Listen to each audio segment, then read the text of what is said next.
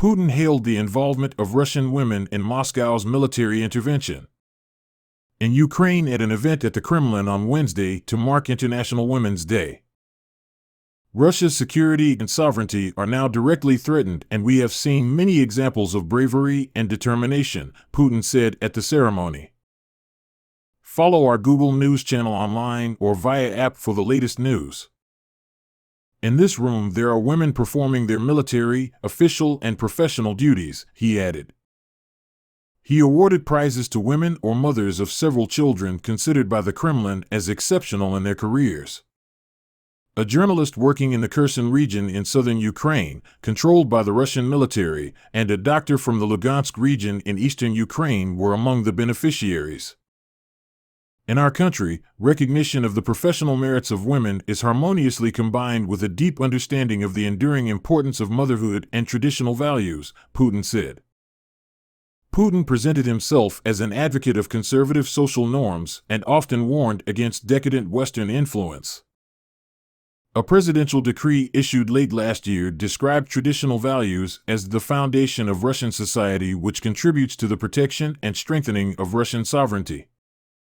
Putin also awarded 2 heroines his Soviet-era order revived this year, which honors women who have at least 10 children.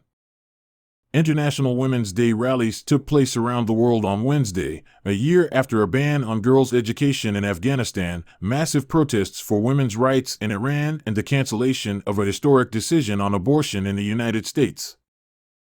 Demonstrations took place in Paris, Berlin, Beirut, Jakarta, Singapore, and more.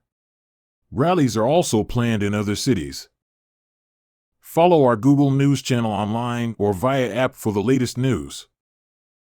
In Manila, activists demanding equal rights and better pay clashed with police who broke up their protest.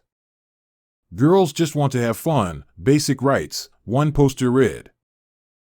Protesters in Melbourne demand equal pay and better security for women. Safe, respected, equal, read a banner during the parade. The Iranian contingent was also present.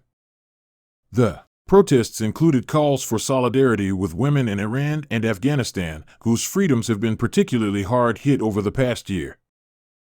Afghanistan under the Taliban remains the most repressive country in the world when it comes to women's rights, and it is disturbing to see their methodical, deliberate, and systematic efforts to remove Afghan women and girls from the public sphere, said Rosa Otunbayeva, director of the United Nations Assistance Mission in Afghanistan in a statement marking the day. In September, the death of 23-year-old Mahsa Amini in the custody of vice police in Tehran sparked the largest anti-government protests in Iran in years. Iranian clerical leaders have come under renewed pressure in recent days as public anger has been fueled by poisoning attacks on schoolgirls at dozens of schools. On Wednesday, the United States Supreme Court announced the landmark 1973 decision Roe v. Wade recognizing women's constitutional right to abortion. Protesters in several Spanish cities, including Madrid and Barcelona, will hold confrontational rallies on International Women's Day, reflecting divisions within the feminist movement over transgender rights and a ban on prostitution. Rally for Women's Day organized by the opposition.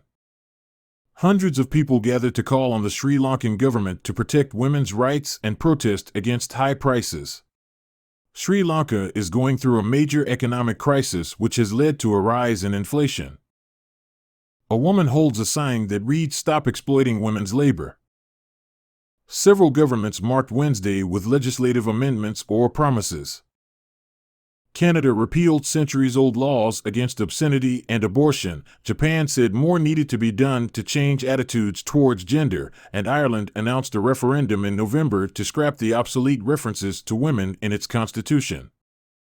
Giorgia Meloni, Italy's first female prime minister, focused on the role of women in the economy and said public companies must have at least one woman in charge. In a global report by the World Economic Forum that ranked Japan 116th out of 146 countries for gender equality last year, Chief Cabinet Secretary Hirokazu Matsuno said progress had been made in gender equality. Improved working conditions for women, but there was still work to be done. More work needs to be done.